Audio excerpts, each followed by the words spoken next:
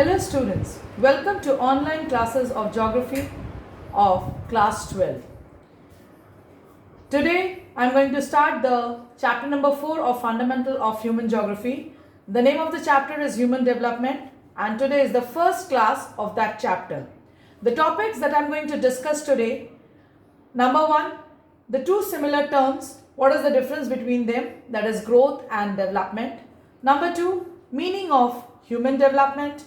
Number 3, how we can identify that whether we have achieved the human development, that means indicators of human development. Number 4, who introduced the concept of human development. Number 5, what are the key areas of human development. And number 6, pillars of human development. Now, the first topic is difference between growth and development.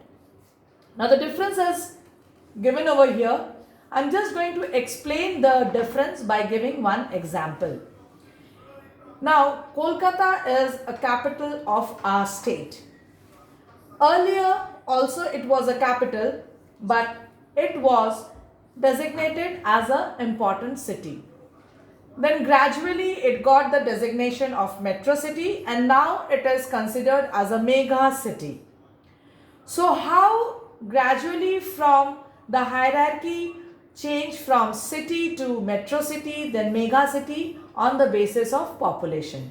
Gradually the number of people increased in that particular city. So this increase is termed as growth. It can decrease also, it can increase also. And when number is increasing, that means it is quantitative. So it is growth. Now, if we see the facilities that was present when it was just a city, then when it got the status of metro city and now it is a mega city, the facilities are there for everybody or all the people, those who are there in Kolkata, or the total population of Kolkata are that is availing all the facilities. If it is so, then we term it as a development. Why? Because everybody is leading a quality life. But this is not the case. If we do a survey, we can find out there are some zones which is totally a slum zone, a slum areas, where the poor people are residing below the flyover bridges or beside the railway tracks, or they are just leading that is a life which is very much painful. So that means they doesn't possess a quality life. So when there will be development, that means there will be development of all the facilities, or every human being of that place will have the facilities to lead a quality life. So development is always positive. Growth is value neutral. Why? Because if the number is increasing or decreasing, it does not connect anything with the facilities. It just indicates whether the number has increased or whether the number has decreased. So its value is neutral. But if anything is increased, means anything is positive, that means the condition has added up over there with the present condition. Now just giving an example, if there is a place where the population is 100, there the 100 houses are there. Gradually after a year the population just doubled, and if there are 200 houses present to give the facilities of settlement, that means the 100 have been added to the previous condition or to that present condition. So this is development. And if it is not, then it is not an development. Example, total population. Why? It just indicates the number. It just indicates the quantity. Per capita income facilities. Now, per capita income facilities means income increases day by day, or what we can say yearly, or there is a particular tenure, the income increases. The day by day is just for saying. It's the tenure within a tenure of 1 year, or there is a time span when the income increases for every activities or every economic activities. And when income increases, what is the resultant? The facilities also increases. Why? Because they are able to acquire the facilities with the help of purchasing power. So this is basic difference between growth and development. Now the next topic is related to the meaning and the indicators of human development. Now what is human development? Human development we just now studied, that is qualitative, and when we study about the human, that means every human being should have a quality life. And how they can live a quality life, there are some indicators. And what is the main purpose that why they are able to lead a quality life? Because they are free to get the facilities, to get the opportunities, so that they can satisfy their needs or they can achieve their goal. So that is what human development means. Now next it is the indicators of human development. Now human development reports are provided every year by the World Bank, and altogether there are 195 countries in the world. Two are not been registered. There are 197. Two are not been registered by the United Nations. So at present there are 195 countries registered under the members of United Nations. So, and in this UNDP, United Nations Development Program, basically they are giving the reports, and they are giving the human development reports for 189 countries. And what are the criteria on which they collect the data? They collect the data for the production level, they collect the data for consumption, they collect the data for the state, that is the demand, the energy level, the health status, the educational status, and lastly the population growth. So after getting all these data, they give the report for each and every country. That means total 189 countries are getting the report of human development every year. So what we can say for the indicators: number one, longevity. That means the length of an average life. Knowledge, the level of literacy. Standard of living, that means the per capita income, how much per capita income facilities are increasing. And demographics characteristics, means what is the sex ratio status, whether it is favorable to women or unfavorable to women. Secondly, what is the that is the age structure, how many are dependent, how many are working. So this is related to the demographic characteristics. And then also lastly, how many are under the demographic characteristics, what is the level of their occupation is also coming under the characteristics of the fourth one. So these are the 4 indicators of human development. Now the next topic is related to the concepts of human development. Now basically, who introduced the concept of human development? The concept was introduced in the late 80s and 90s, and the 2 Southeast Asian economists, they have produced their works related to this concept of human development, and it was continuously they were giving their works, and it was appreciated, it was accepted by the society. And the concept was basically introduced by a Pakistani economist, Dr. Mahbub ul Haq, and an Indian economist, Nobel laureate Professor Amartya Sen. Now what was the base for giving the concept? According to Haq, he was basically in favor that every people's choices should be enlarged. People's choices should be enlarged so that they can live a long life, healthy life, and a dignity life. That means with dignity. And according to Professor Sen, he was in a support to increase the freedom according to their capability and potentiality that can achieve human development. So Dr. Haq was there to enlarge the people's choices, and Professor Sen was there to increase the freedom. Now next it is related to the key areas of human development. Now, the key areas of human development means what are the basic areas where the human development can be measured. Now, before going to this, let me just proceed with some statements. Human development means to live a meaningful life. Now, meaningful life and a long one. I am surviving till the age of 90 plus and I have not served the society. I have not led a life of purpose, means I am not able to fulfill my purposes or aims or goals. Then what is the use of living a meaningful life or leading a lengthy life? So, life should be meaningful, which have some purposes. People must be healthy physically and mentally. Physically I am too strong, but mentally I am having a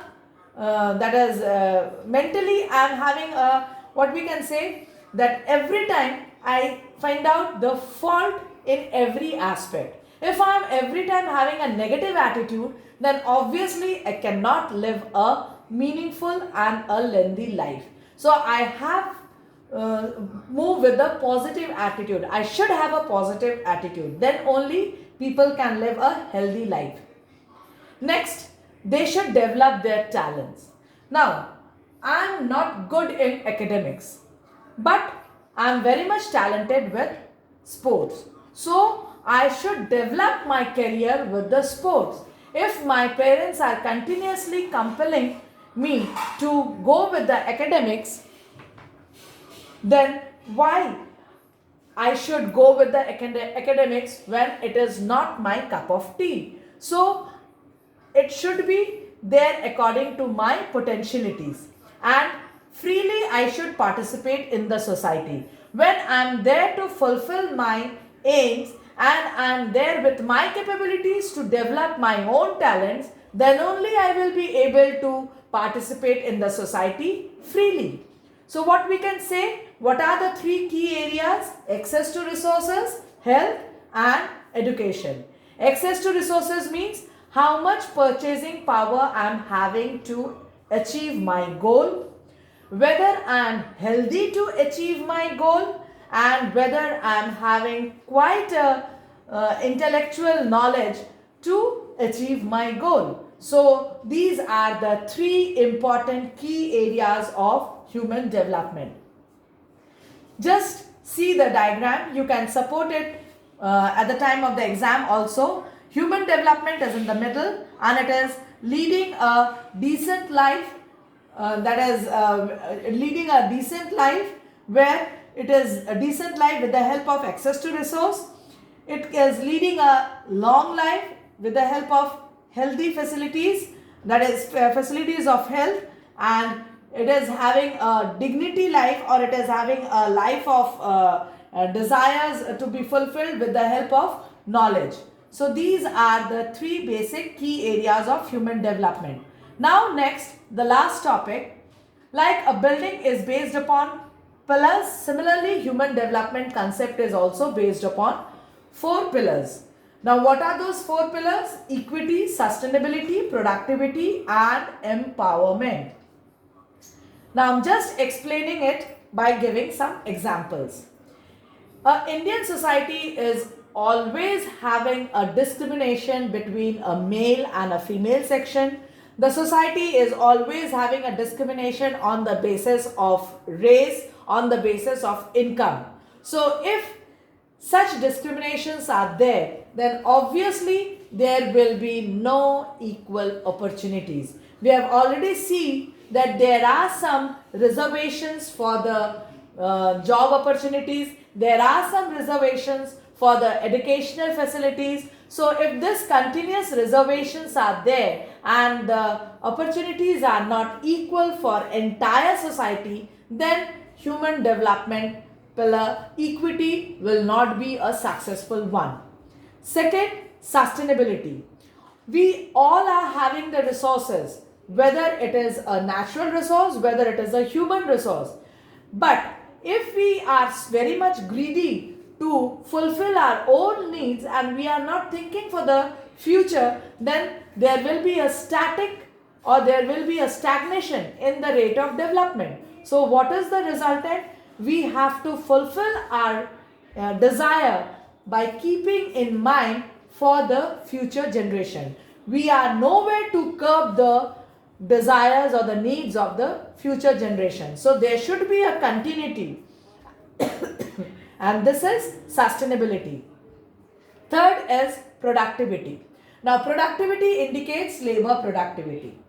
Just giving an example, a doctor is able to treat a patient obviously with its full knowledge, and when he is there in his chamber within a 2 hour he is able to treat 10 patients.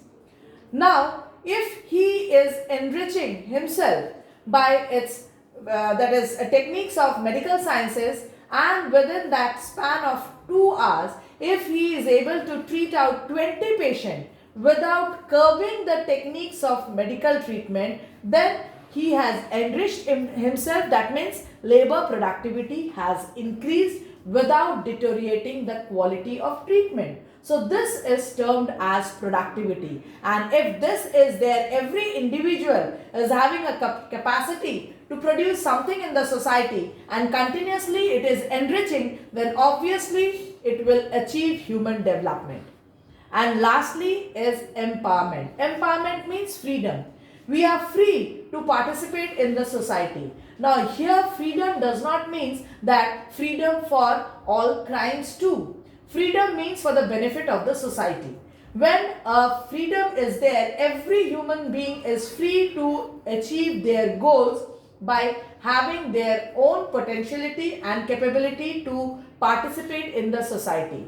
That is empowerment. Just giving an example, I am free to take part. I'm just giving an example from your side.